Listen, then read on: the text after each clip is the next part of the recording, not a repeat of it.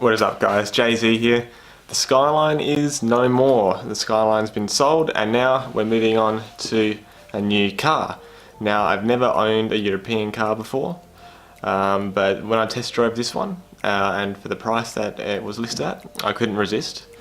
It's been fantastic to drive so far, and it's going to be the subject of our new build that we're going to be doing. Now, I'm using it as a daily, so it will be used pretty much every day from the to and from commute to work, but that doesn't mean that we can't still work on it. So I'm looking really forward to it. Without further ado, I'm going to reveal this car to you.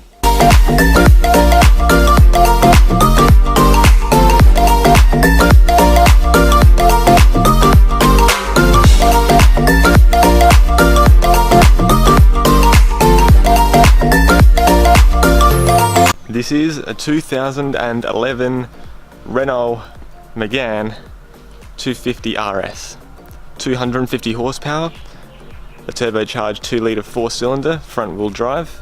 It's an absolute beast. Renault really improved their game with the release of this car, and it's absolutely fantastic. However, there are a few niggles which I have to get fixed, like today. One of those being the headlights. It's a modern car with really yellow headlights, so we're going to be replacing those globes today with something a bit more modern. So it is true that the Skyline is now gone, but this Megane is arguably a lot more fun. For those of you who've seen a lot of my videos before, you'll know that I'm not a huge fan of modern cars. This is actually a 2011, which is the most modern car I've ever owned by a long shot. But it doesn't feel like a modern car. It still feels like you're very involved in the drive, partly due to the fact that you still have that manual gearbox, but also the steering feels really connected to the car, which I find with a lot of modern cars really doesn't feel like that. Yeah, the brakes are a little bit squeaky in this car. That will need to be fixed. There are quite a few things that will need attention on this car. We're talking pretty much new wheels. They've been curbed to oblivion. We're going to have to wrap those in new tyres. We're going to have to replace the brake pads. Probably new radiator, intercooler. There's a few things we have to do. This car isn't brand new. It is still 8 years old, so it's a bit rough. There's a bit that we have to do. Even the paint needs some work. The paint wasn't great to begin with. I don't know what the French were thinking, but there's like dry drops of paint all over the car. But it certainly doesn't affect the way it drives. I know what that'll do. Alright, let's have a look.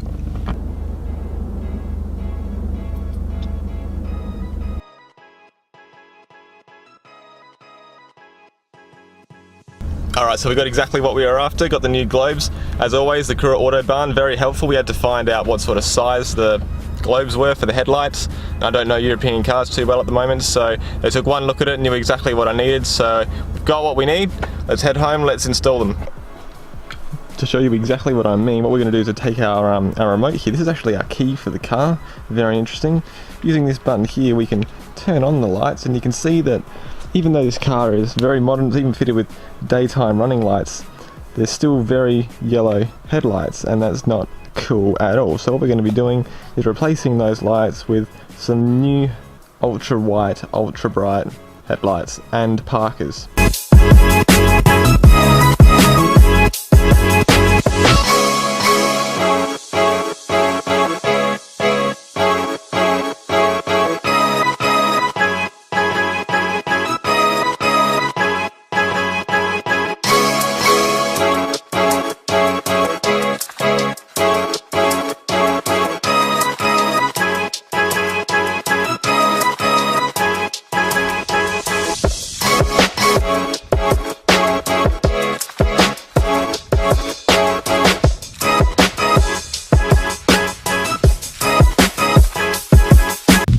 Have been replaced, so now we're just going to screw back in the headlight and then we'll do a comparison.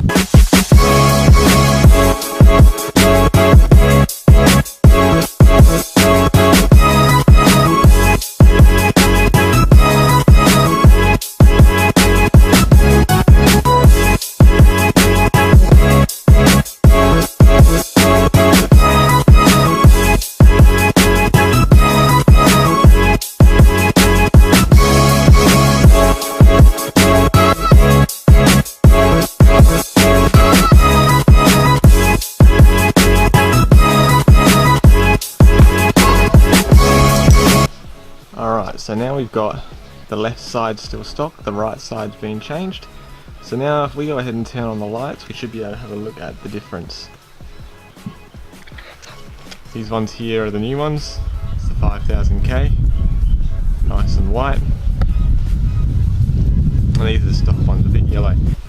I won't bore you guys too much with the details about how I actually remove this headlight, because there's plenty of videos on YouTube showing you guys how to do that. But basically, 1 bolt, 2 bolt, and then there's a lever right here that needs to be pulled outwards, and then the whole light unit just shifts forward. You don't actually have to take out the whole light unit to gain access to the back. You just want to remove like these metal wires here that hold in a plastic backing, and that'll give you access to your globes.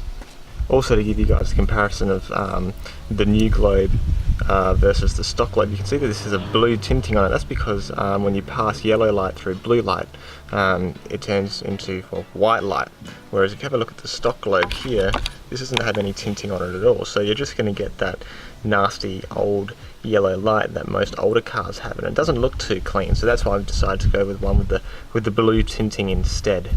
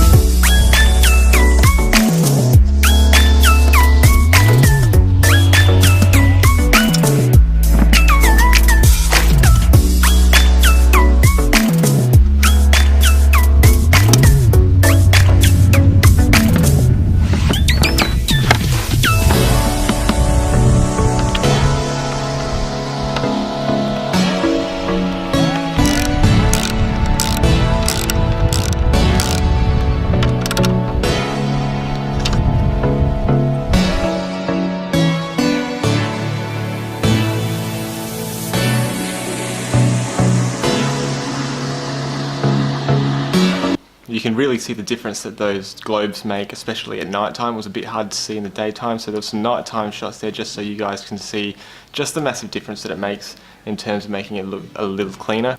So yes, the Skyline is gone and has been replaced by a French car of all cars, but it really is a fantastic car. I think it looks fantastic, it drives fantastic. As with most cars that I have, there will be a pros and cons video of that one coming out very soon, so stay tuned for that. But until then, we're waiting on some car parts from the UK, and then the Renault Megane 250 RS build will commence, and I'm looking very forward to it. Of course, we've still got the MX-5 as well, so stay tuned. There's still plenty of content to come. We'll see you in the next one. Peace.